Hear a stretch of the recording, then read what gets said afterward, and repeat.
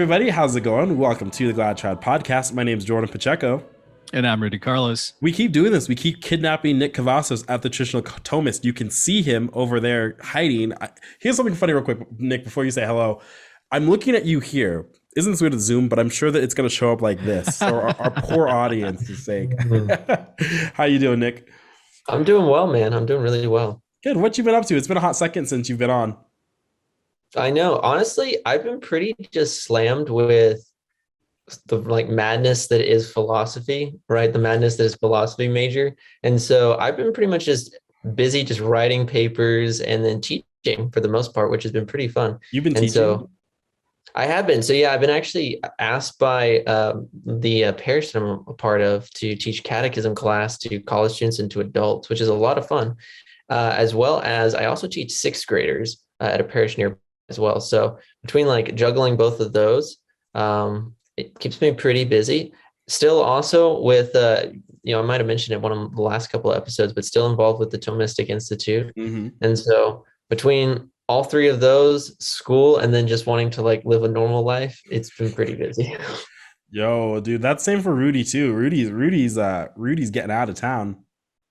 Yeah, big news, people. I'm moving out of California. I made it. I made it out. It's going to be like that movie Escape from New York, except it's going to be California. Right. And it was very providential, really. I mean, everything is the hand of God. And we had been praying for a very long time to get out of here, to find work that would allow us not only to leave here, but also to be able to provide for Ashley so that she doesn't have to work, and stay at home. She really fell into her vocation and decided, this is something I want to do. I want to stay home and I want to stay with my baby. And I agree. I think that's great. And God provided. So we're so thankful. So we're moving to Houston. Ooh, better than Austin. I'm going to meet Nick halfway there. Nick, you said something about painted churches, so I'm excited for that. Yeah. Mm-hmm. Yeah, well, I definitely want to hang out. So it's actually funny. I may as well mention this. You guys have serious fans here in Texas, right? Oh, yeah. I'm Really? not joking. You guys have serious fans. So I go That's to cool. right a diocesan TLM, but sometimes on the weekends I like to go down to San Antonio, just south of me, to the Society Chapel. And in the Society Chapel, I've had people walk up to me and they're like, "Oh, how you doing? You're Nick Cavazos." And sometimes I don't know if they're referring to either my show or my one episode with Pints with Aquinas from yesteryear. Mm-hmm. And well, actually, more than not, come up and say, "No, I actually saw you on the Rad Trad podcast." And I started following you since then. I had a guy literally yesterday who came up to me and was just like, "Oh yeah, you're friends with Jordan and Rudy. I watched their show. I saw you on it." And I'm Wow. like, "That's cool." He's Wow. he's actually the professional photographer for the bishop in my diocese. He watches your guys' show. So That's Oh, incredible. Well, shout out to him and to all of our Texan fans and friends. Man, praise God. That's a really nice piece of news. We're really grateful too. We have a lot of people that watch us different parts of the empire, and it's kind of fun. They write in Yeah. sometimes and do all that kind of stuff. So that's really cool that there's people in New Mexico that have said hello, people in Colorado that have said hello, people in Texas clearly that said hello. So that's awesome. And clearly that's nice too, because people know that we're approachable guys, we're not standoffish or whatever. Rad Trads. Yeah, Rad Trad. Well, you could Sometimes. we could be cool Rad Trad. That's something funny. Let me ask you boys. Okay, what is your most, because this is a very Trad Chat episode. We have a lot of fun ideas, but when we're all three together, we don't shut up.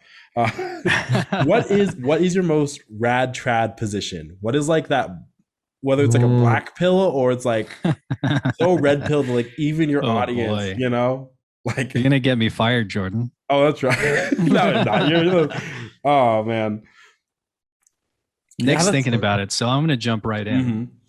All right, my traddest take is that most of the canonizations after Vatican II are probably invalid, or not invalid, but just kind of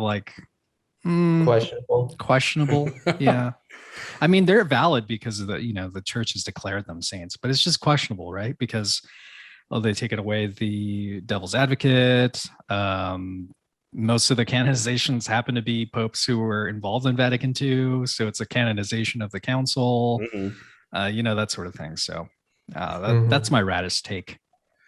Yeah, the easiest way to become a saint now is to be pope, ironically. Yeah. Say you love Vatican II. Just say it.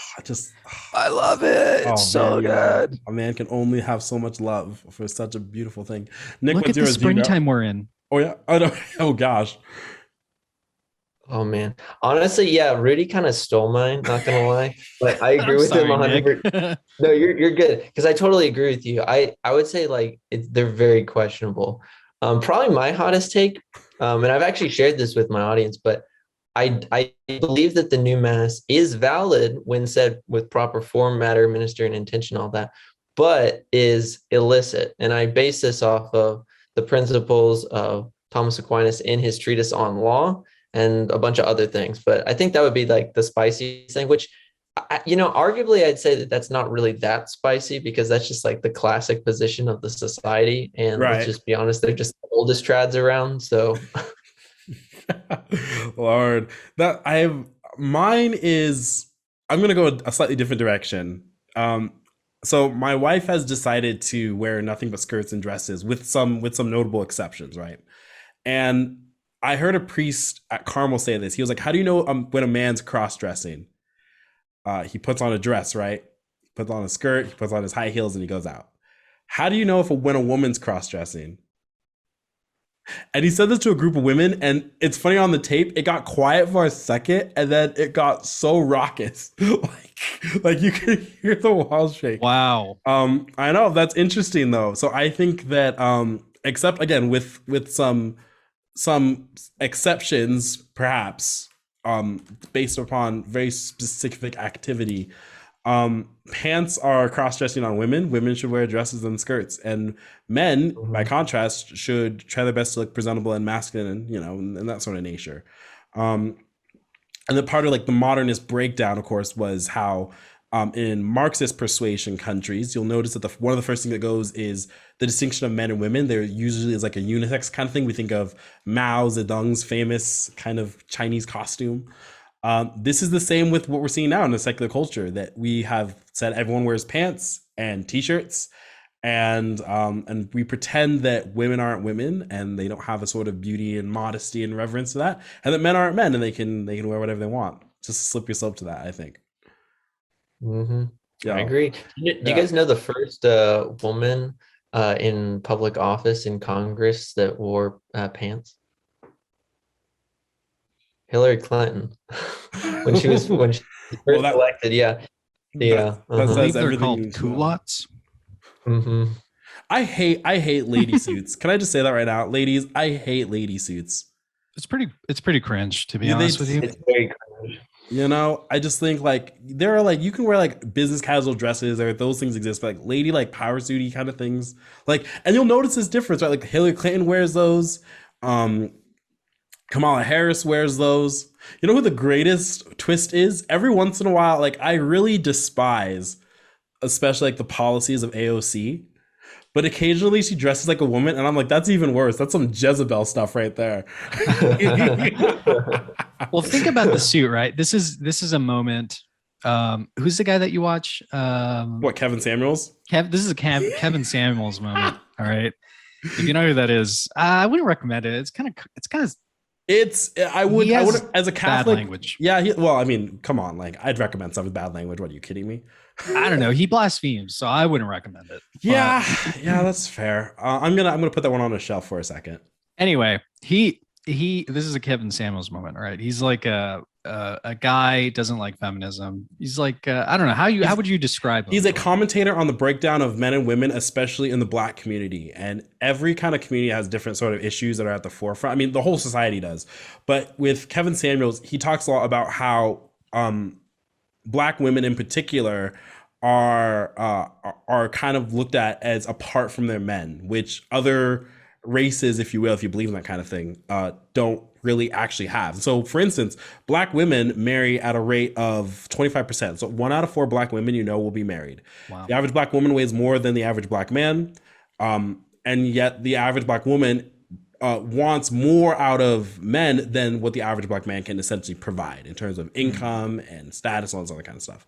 So Kevin Samuels is I would say is very interesting, and I would say probably very good, refreshing cultural commentary, especially when it comes to African Americans. Got it. That's a good explanation. Yeah. So this is a Kevin Samuels moment, all right? You were discussing women wearing suits. Well, why are women wearing suits in the first place? It's because the suit it represents power, it represents authority, it represents leadership, right? And when you see a woman do that, it seems like a cheap sort of impression of what that really means, right? And so, yeah, when you see a woman in a what do they call it? In a the power suit thing? A power suit or whatever. We're not talking about Samus from like Metroid, okay? Not a power suit. Oh, right. No, right. We're talking about women dressing like men. It's off-putting, right? It's just like, I don't know. It seems wrong. It's just wrong. It's like something in your mind is telling you that's not natural. Yeah. I mean, and again, it's funny because ironically, like Our Lady, the queens of the world, all this kind of stuff. I mean, you can look very powerful and commanding in dresses, certainly. But also what's funny is, Nick, you might have read this, right? You ever read G.K. Chesterton's little thing on petticoat governments is what he calls it? I've not. No, that sounds interesting. Think about this. All serious. This is where the feminists get wrong. All serious business on earth ever conducted is conducted in a flowing gown of some sort. Judges, what do they dress in? Priests, what do they dress in? So he talks about petticoat government, and the problem with at his time and our time especially is that by shirking off the idea that like, oh, skirts and femininity and these things are inferior, or the idea of like long flowing robes don't symbolize any power, literally like the kingly robes, what do those look like? It's like kings look cool when they're in their full regalia, not just when they're in like, just like a pair of slacks or something. Mm-hmm. So, yeah, no, absolutely. Yeah. So that's interesting. I like these spicy takes. I think our audience can handle it. Our audience has some very spicy ideas every once in a while. Nick, I want to ask you about kind of what the society's position, because this is always a question I have. So if the new mass is valid but illicit, what is that line of culpability for a Catholic that attends? Because like I know, my family's all Novus Ordo, and their entire swaths of my family, I wouldn't dare presume a sort of judgment for attending the new mass, just because I don't know. It seems like inherent to me, like their love of Christ and the church seems so pure, right? So what does that breakdown look like with the society's position? Mm-hmm.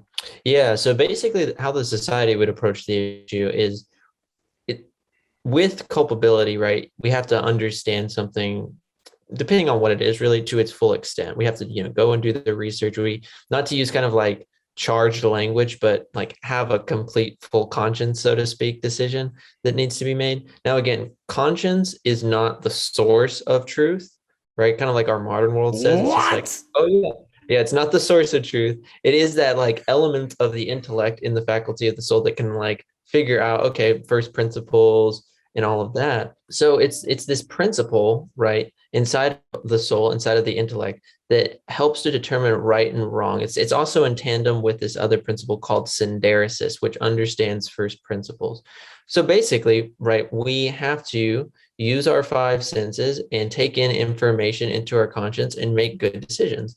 Well, that being the case, when we're approaching any subject of a moral matter, we have to look at, okay, is this something that is going to be positive for my soul or damaging to my soul? And we have to look at this when it comes to using our sight, when it is, okay, what's going on in front of me at these two different types of masses. We have to use, also our sight to take in what we're reading. That's why it's important to read books on this subject as well, not just to like read a blog or watch a video, but to actually like sit down and read the texts of the masses side by side. And then after that point, what the society will say is, okay, once you've studied this thing out, then you need to come to this conclusion of, okay, is this thing really at the end of the day Protestantized or is it not? And I think that that's really the question that all of this hinges on is the new mass Protestant or not? Because if you say it's not, then the house of cards, if you will, falls down and you're just like, okay, this debate has shifted from a potential doctrinal debate to we're just fighting over which mass is prettier, which is a little bit more subjective, right? It's not that it's not important, but it's a little bit more subjective. Mhm. But if it is Protestantized, then that is something which is therefore dangerous, because, I mean, this shouldn't be a spicy take to anyone on your show, but Protestantism is a heresy, right? And so we don't want it being infused or infected inside of the mass. So therefore, the society will say, like, if you know these, right, then you are not bound to go to the new mass. So that, for instance, they will say that you're not, you can't fulfill your Sunday obligation truly at a mass in which, our Lord won't be properly honored. And the honor is referring to like the Catholic faith properly being expressed, because God gives us the faith, we give it back to him through the virtue of justice in the virtue of religion. And so therefore they're going to say, yeah, no, sorry, man, I don't think it really works. And so if that kind of makes sense, you can apply that same standard when it comes to any and all moral issues, right? Whether it's something along the lines of like, how do I know I'm breaking, say, like the third commandment on Sundays? Like, what does work and necessity really truly mean, right? So you have to go and study these things out. So it's kind of the same principle, if that makes sense. Yeah, that totally makes a lot of sense. And it really does hinge, like you said, on whether or not you're aware of these principles to begin with.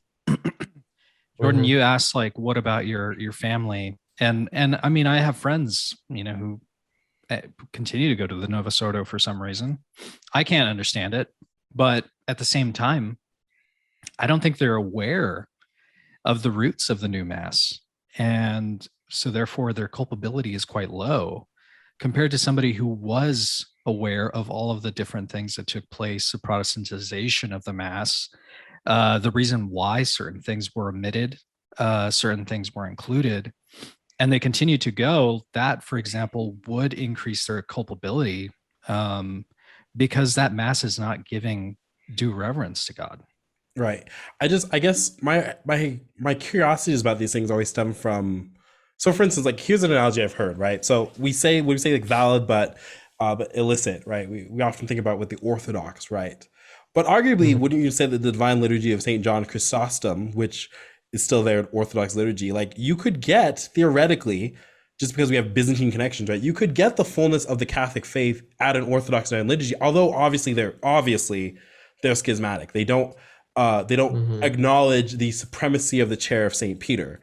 But so it's kind of interesting, like this sort of debate, because I'm always just asking, like, is this something that's morally culpable? Is at the end of the day, like, if we say that there has been Protestantism injected into the mass, acceptable, but if it's still valid, right? If it's still transubstantiation, does the graces that flow even from the Novus Ordo change, like, what that degree of culpability is? How does the society, or how do theologians debate that?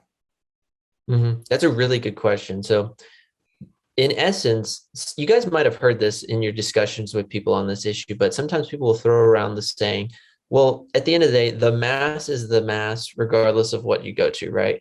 And right, I can understand to a certain degree what they're saying when they say the mass is the mass. If you go to, I think it's question 82 or 83 of the Tertia Pars of the Summa, Thomas asks the question, is the mass of a wicked priest, does it bring the same amount of grace, if you will, that, say, a righteous priest does? And he says, okay, on one sense, all masses are the same because they are the death of Christ. But just because all masses are the same doesn't mean that it's necessarily pleasing to God. And two, it doesn't necessarily mean that the same amount of grace will flow.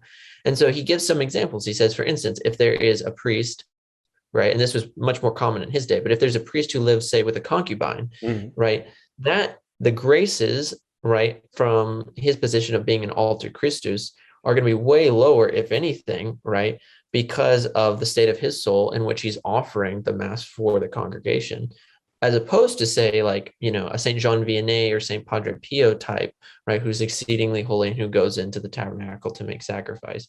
So there's a whole lot of factors that are in play. There's like the graces that are upon the priest, his merits, his holiness, that bring a certain amount of grace, whether the priest is wicked or not. Even if the faith is properly expressed, right? For instance, you can look at, sedevacantists or these independent chapels, and you can use them in the same light that you would, say, the Orthodox, right? So the liturgy and the prayers, right, all good stuff, but the intention in the spirit in this thing is not good, because they're also cutting themselves away in one sense of schism, which schism is just a sin against the virtue of charity that cuts themselves away from the chair of Peter, from that ark of Peter, if you will. And so there's a whole lot of things that have to be involved. And so when you look at, say, the society, you see, okay, we're not going to allow Protestantization in, but at the same time, we recognize where Peter is, there is the church, as many of the fathers say. So therefore, we're not going to separate ourselves from the church, but in separating and not wanting to separate ourselves from the church, we also cannot separate ourselves away from the perennial teachings of the church, which clearly condemn elements of the new mass. And so, they'll really point out three specific things: the presence of the priest being reduced from an alter Christus down to just a common minister, like, basically organizing the people like a community organizer. Mm-hmm. Two, the removal of the sacrificial nature of the mass, chiefly in the offertory, being completely stripped out. And three, the lack of respect for our Lord inside the real presence of the Eucharist. And some people may say, like, how so? I don't understand. There's all these small details, especially as a server, I get to see from the fact that, at least in the rubrics of the new mass, the priest no longer has to keep his canonical digits together. There's far less genuflections. Mm-hmm. Right, in the old mass, every time the priest is about to pick up Christ, he genuflects. That's all been removed for the most part in the new mass. And then also another good example is the fact that, when I, as a server, go up and ascend the altar, I have to help Father with the double ablutions, right? We're cleaning his fingers, and then he consumes the liquid. All of this is removed away. And what is it replaced with? In common time, laity being able to hand out the Eucharist, and you being able to receive in the hand. Like, I just did a video on communion in the hand not too long ago. And what's interesting is that even in the early church, where they're supposedly, having communion in the hand everywhere, if that's even the case, some of the writings are like, yeah, if they would have received it in their palm, they would have consumed it immediately. There was no picking up with the fingers mm-hmm. and consuming our Lord then. And so when you take all these things into account, the argument of the mass is the mass, sure, in a very speculative, high sense, you can make that argument, but in another sense, you can't, and so it's just a very complex issue that people really need to go and study. Yeah, what I'm kind of, I'm just always kind of struck by, I call it the Great Divorce. We call it the Great Divorce. And this isn't something that's happened in the church that should not have happened. And the problem is that because the church in its full capacity is that it hasn't dealt with it, I would say, it's just swept it under the rug. This has become a fight for the laity. Like, at the end of the day, like, you could read yourself into this part, but there's, so much swaths of the church's history was like, the mass was the mass. You didn't have this sort of weird infighting. You didn't have Bugnini writing things on a napkin. You didn't have sort of Protestantism. And it's really sad because I see a lot of the effects of the new mass, obviously. And the church doesn't want to admit it, because it would be frickin' bedlam if it did. It would do some good for sure. We theorized, if we were Pope, like, how would we essentially right the rudder if it was completely just up to us? Obviously, you can tell God and Our Lady is working by how much the modernists hate the Latin Mass. And I think that there's obviously something there as a result. it's always interesting because I don't want, it's so easy, I think, for us to intellectualize and rightly so, and from the will of the heart realize like what the true mass looks like. But man, it's like, we just want to be careful. Like, there's so many Catholics that don't have that chance, and mm-hmm. so it's kind of weird. Like, we've all gone through a phase where I was like, is the society in schism? Like, how easy it was. The heresy. And it's like, well, what does that actually mean? Oh, that's not true. Even by the canon law, Lefebvre's act is not in and of itself a schismatic act. There's been plenty of stuff written down. And it's like, what sucks about this is like, these are all really great, important topics. And the wrong people who are having lively, spirited conversations about them at the end of the day. That's the thing that frustrates me more than anything else. The whole Novus Ordo, mass of the ages kind of thing. It's like, man, like, this would be all well and good. The only difference is, like, as laity, like, we just produce the babies and vote with our feet. Like, it's up to the church to be the safe guardian of tradition, the traditionis custodes. and actually actually shepherd these things. It's something you just said, Jordan. Like you've distinguished these sorts of high level conversations, right, that people are having on blogs, laity, just in general. I mean, like you just run into it after mass, really. I mean, people just talk about things that are controversial, like the SSPX or the new mass or that sort of thing. It's so commonplace right now, right? But I think that we're only doing that because the laity have been shoved into the corner, right? And they have their back against the wall and they don't know what to do.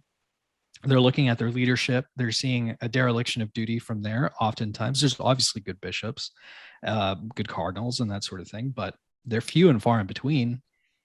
And so they're seeing their leadership and they're saying, wow, what's going on? This is crazy. They look at it even on a parish level and they see, oh, even my priest is not talking about the certain things that my child needs to hear. Like, this is crazy. So they're taking it upon themselves to do this sort of work. And it's crazy that we have to do it. It just feels so inappropriate. But I think that's just the time that we're in. Which reminds me of Nick, because Nick, you're reading the Summa and you're informing yourself every day. You're teaching people. That's incredible. I mean, like, what inspires you to do that? That's just so. I mean, like to really settle down and do a speed run of the Summa. I mean, like nobody really does that. It's a very rare thing. Yeah. Yeah, I like to joke with people. I just don't have a girlfriend and lots of time. But Wait, okay, wait. Well, congratulations, Nick, because I got the perfect match for you. Oh boy.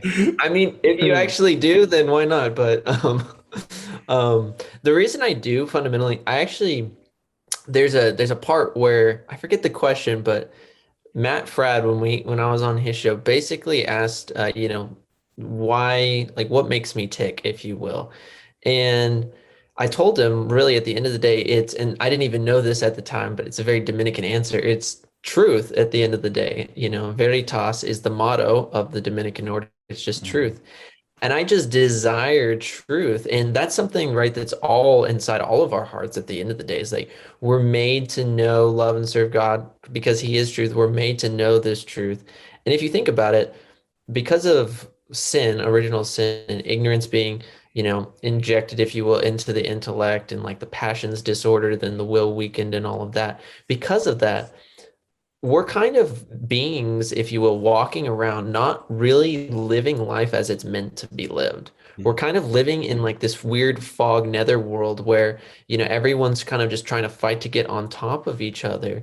But I look at all of this, I look at like the corporate world, I look at just the economic world and just kind of the rat race, if you will, that's the American dream. And right, there are obviously good merits even in that, but I look at that and that's just not satisfying for me. There just has to be more to this life than just working 9 to 5 and that's it. Right. And right, if you're called to that, right, as a dad going off and doing that, then, absolutely good. But we're all made to know, love, and serve God. We're all made to study truth. And so I chose the Summa because fundamentally, Pope St. Pius X says that it is the antidote to modernism.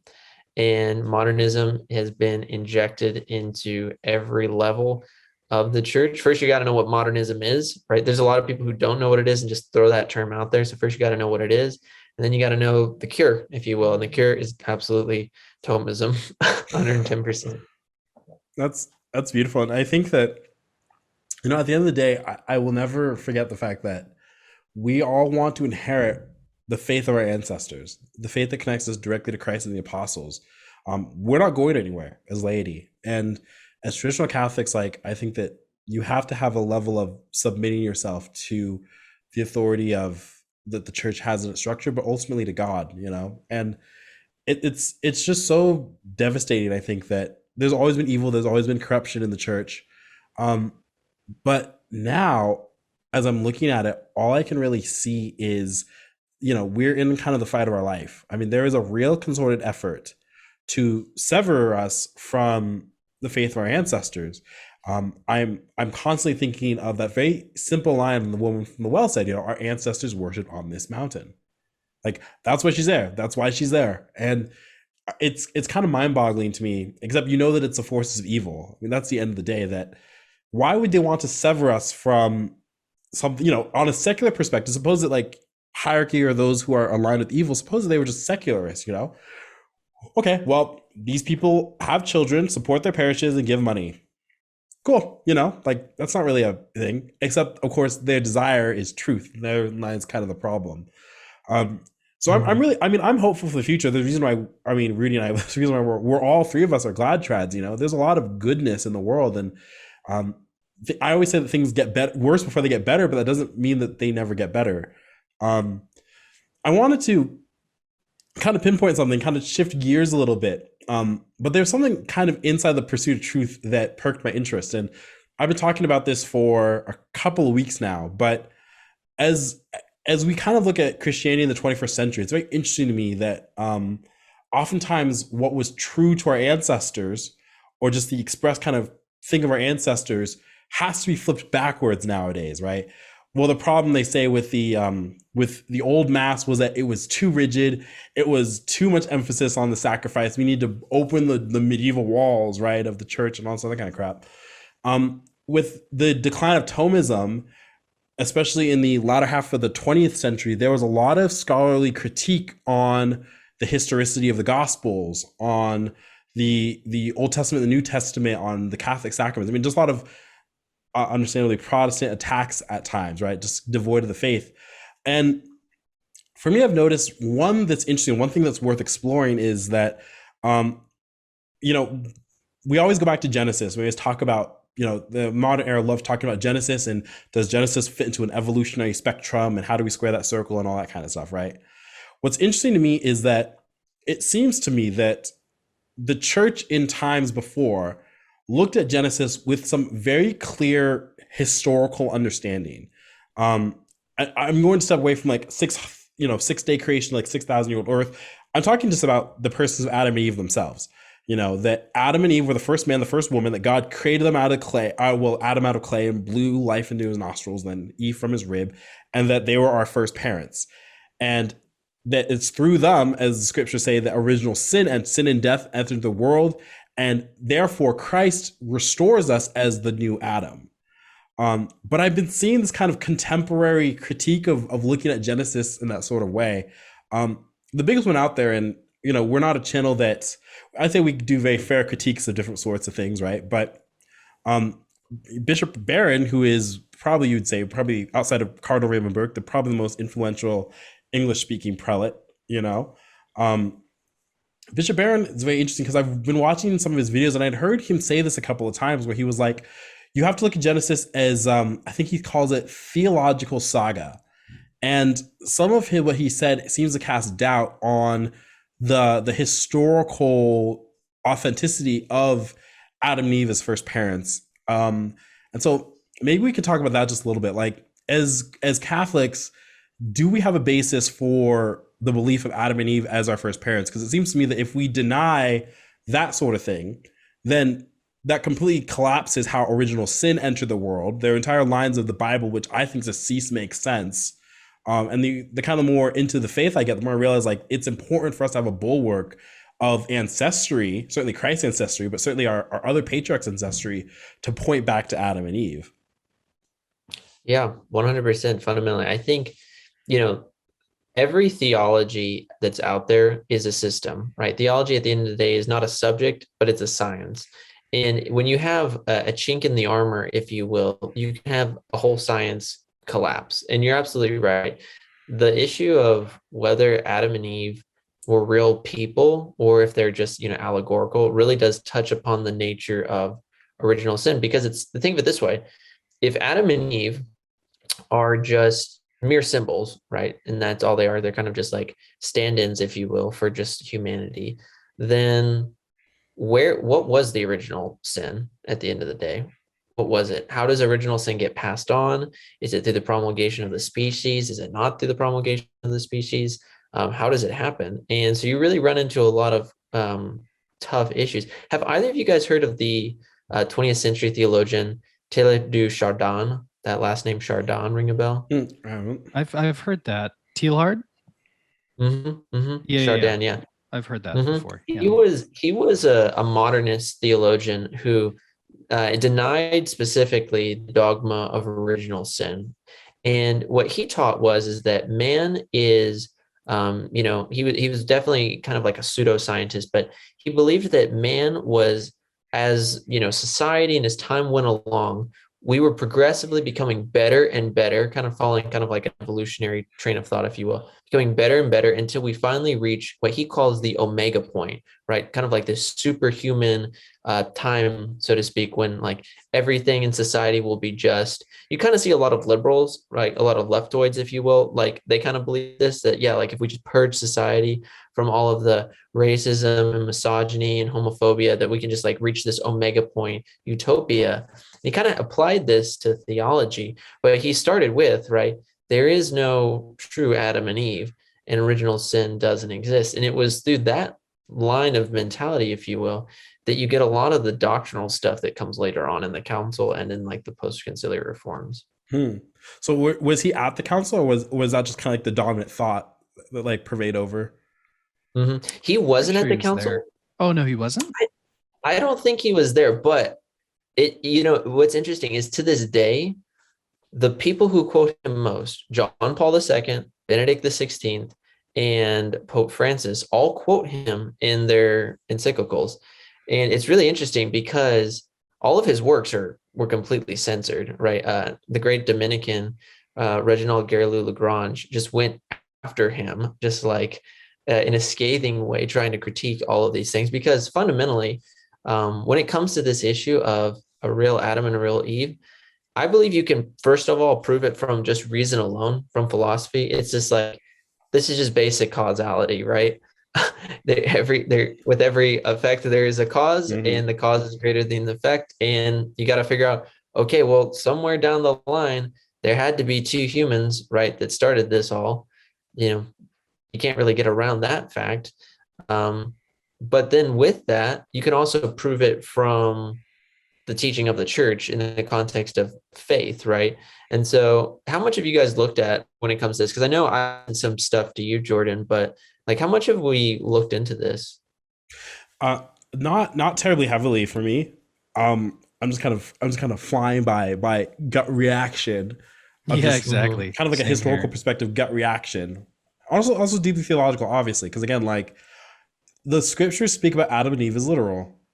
Mm-hmm. And what's funny is, so with the idea of like Genesis being read as a theological saga.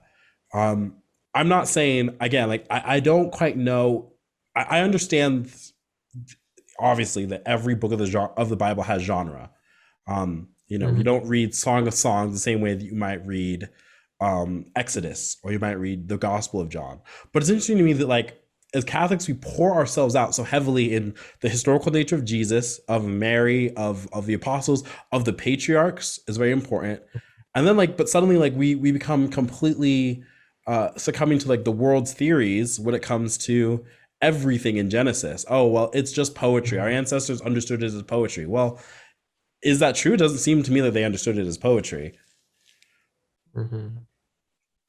Yeah, that's the thing, right? I mean, you look at if you look at certain things as heroic poetry, as I think Bishop Barron calls it, it diminishes the actual fact that we are born with original sin.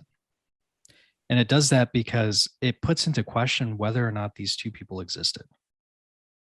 And so if you make that sort of if you accept that premise, it's very easy for you to go down a rabbit hole and say, well, maybe that teaching of the church is not correct.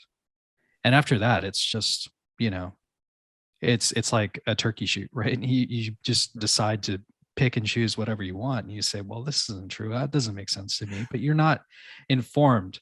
You're denying a particular reality, that we are born with original sin. We had original parents, and this is the consequence of their action. One of the consequences being childbirth, pains during childbirth. That's and then so here's another connection, right? Because I just went from there to childbirth, right? Well, then you look at Mary, our Blessed Mother. And then it's easy for those people to say, well, she probably had childbirth. But that's not true, because our Blessed Mother, and we're coming up to the Immaculate Conception on Wednesday, an awesome feast day. But our Blessed Mother didn't experience that. Why? Because she was born free. She was created without original sin, right? So it's easy for people to disconnect certain realities, certain truths, like you were talking about, Nick, veritas, like you disconnect yourself from truth. And it's destructive. It's really like insidious the way that this is, you know, because you think it's really innocent. You say, oh, I don't really believe this, but then, you know, your faith suffers because you're disconnecting yourself from the truth. Mm-hmm. So so is it, you said this a little bit in the pre-show, but like, what is the actual church's teaching on, let's start with Adam and Eve first. Like, what is it, as Catholics, what are we bound to? What are we not bound to?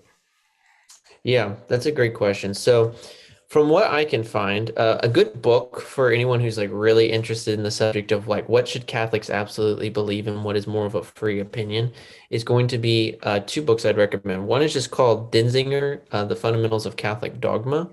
You can find this actually for free online. If you guys want, I can send it to you guys and you can put it in the show notes. Yes, please. That's one. And then two, this one I've never seen on a PDF. I think you have to buy, but it's just called, I think it's called like The Fundamentals of Catholic Dogma by Ludwig Ott. And what's interesting about this is it categorizes all the different beliefs of the church into what you're supposed to believe and what's a little bit more of a free opinion.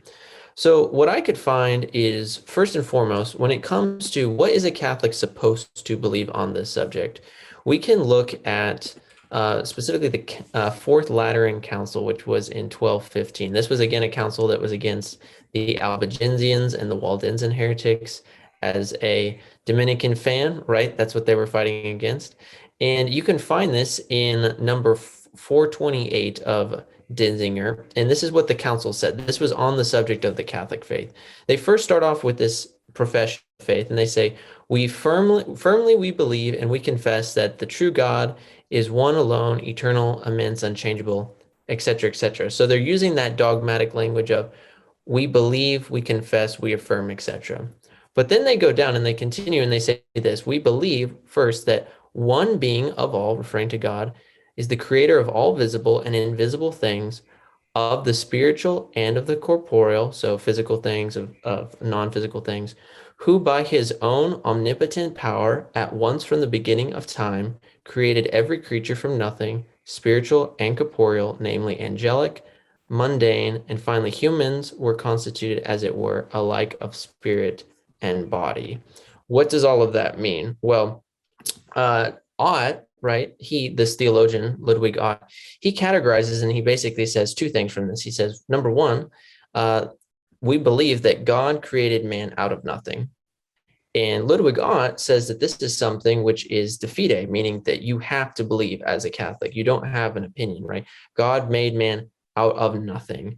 And so that brings into a whole lot of question of, okay, well, maybe you could kind of get an evolutionary theory to work. I mean, but it's going to be a lot more narrow as opposed to just kind of just accepting the whole belief system entirely. But then the second thing he says is we believe that all humans descend from two humans, right? All humans descend from two humans. And he says that this is what's called a sententia certa, which basically, for those of you guys who want to know, we believe things in hierarchy, right? There are beliefs that we hold in preeminence, like Christ is the Son of God, the Immaculate Conception, right? These beliefs that we're all bound to believe. You could call these things the dogmas of the faith, if you will. And then way at the bottom is going to be stuff like efficacy of the St. Andrew's Novena, right? It's technically a free opinion, right? If you disagree with it, you're not thrown out of the church. You could even say that potentially about some apparitions. You're not strictly bound to believe these things, but they are pious beliefs. And there's a whole bunch of stuff in the middle. Well, sententia certa is one of these things, which is if you deny this, you fall into the mortal sin of error against the faith. So number one, we are bound to believe that God created everything and all human beings out of nothing. And we are too also bound to believe that we all descend, all humanity descend from two parents. Now, the last thing I could find was that Pope Saint, or wait, should be a saint, Pope, I think, blessed or venerable, I think he's venerable, Pius the 12th, right? The last truly based Pope, I would argue anyway. Sedevacantist alert. Yeah, exactly. Exactly. Holocaust denier. But exactly. You got me. No. But he taught in his great encyclical, and I recommend if you just wanted to study, number one, the subject of all the problems in the church, go read the document Humane Generis. He talks about the new theology, neo-modernism, all of that. He also talks about evolution. And if you go to paragraph number 36 of Humane Generis, he basically says, like, look, we are bound to believe that God made us out of nothing and that we all descend from two parents. And then he says, evolution in the strictest sense doesn't necessarily contradict the faith. However, you need to be careful because, like, unbridled, it could lead to lots of error. Mm-hmm. And I think it's interesting because the theologians back in that day, they're like, okay, this is what we're supposed to believe in. And maybe we can find something in here where it could work, but we'll be very like conservative about it. Nowadays, like, people see a loophole and they blow it up into like the dam has been blown up and you can believe kind of whatever you want. And so if that makes sense, that's what we're required to believe as Catholics. Yeah, that makes a lot of sense. And again, like, I'm not trying to, we're not like a gotcha kind of channel, right? I think we're very fair and limited. The thing, it's just, I just noticed, like, I think that there's a kind of a pithy idea, very 20th century, kind of late Catholicism, which is like, oh, well, we can square circles with like the modern world. And it's like, obviously, like, we should have beliefs that do coincide with reality. There are records for some things that can't hold up scrutiny. There's a lot of really exciting and cool things, and I'm still figuring all the evidence out. Where I grew up, it was like I learned evolution by randomization, which is very different than I think how most people think of evolution. Most people on the street just think of evolution as environmental, like evolution by adaptation. I probably would characterize, right? Like, oh, if I'm cold, one day I'm going to grow a beard because my body will say I'm cold, instead of being like, if I'm cold, there might be nothing in my genetic code that's going to suddenly make me sprout hair all over the place in millions of years, even with mutations that just might not happen. Oh boy, there's so much we could do, but I think this is a good capper. We'll have to have you on again just because Trad chats are fun, easy breezy. For our audience, if you haven't already, go ahead and subscribe to Nicholas's channel, which is The Traditional Thomist, both on YouTube and on Instagram. I'll put the link down in the description. He has a really cool video breaking down the new Mass, part 1, I should say. And it's really good. You're also prepping a series on kind of giving us a Summa and like a digestible read through. Is that correct?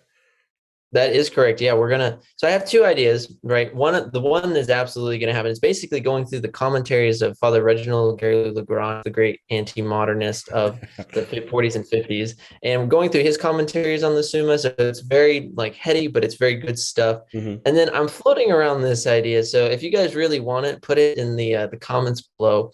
But I've thought about, look, everyone knows, right? The Bible in a Year podcast from like the level 1 Novus Ordo Catholic, right? Good stuff, right? It's not bad, right? There's no problem in reading scripture. But I thought about, it'd be kind of interesting. I'd have to prep this early, but doing the Summa in a Year podcast, something like that, just reading bite-sized portions, because I personally believe everyone should read it at least once in their lifetime, right? It's a big undertaking, but, do it, right? Go ahead and like put yourself out there. If I record it, we'll see what happens. And so that's kind of what's up on the channel right now. Yo, that is tight, man. That's tight. So yes, please go ahead and subscribe to Nick, because obviously, why wouldn't you? He's freaking brilliant. That's why we have him on.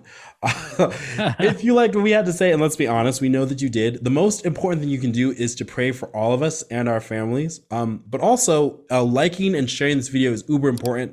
We love your comments. We get a lot of really good ones. We get a lot of people writing to us, don't we, Rudy? Like saying, hey, what's up? And this, which is really cool. Yeah. And we really appreciate, getting fan mail and just reading stuff that is just like so from the heart, and it's really awesome. Sometimes it's just like people sharing their life with us or asking for advice or that sort of thing. So always welcome, we're really approachable. So if you ever want to talk to us, Yeah, you could just email us. We're just a couple guys. It's very easy, yeah. you know. And then if you want to support us a little bit further, you can see it's going to appear. Boom! Look, magic. Not really magic. That's a heresy. Sorry, Nick. There's a Somebody Patreon. read too much Harry Potter. I know, right? Well, it's Warhammer, Rudy. Next time, Nick discusses his untenable position on video games and why that's. No, I'm just kidding.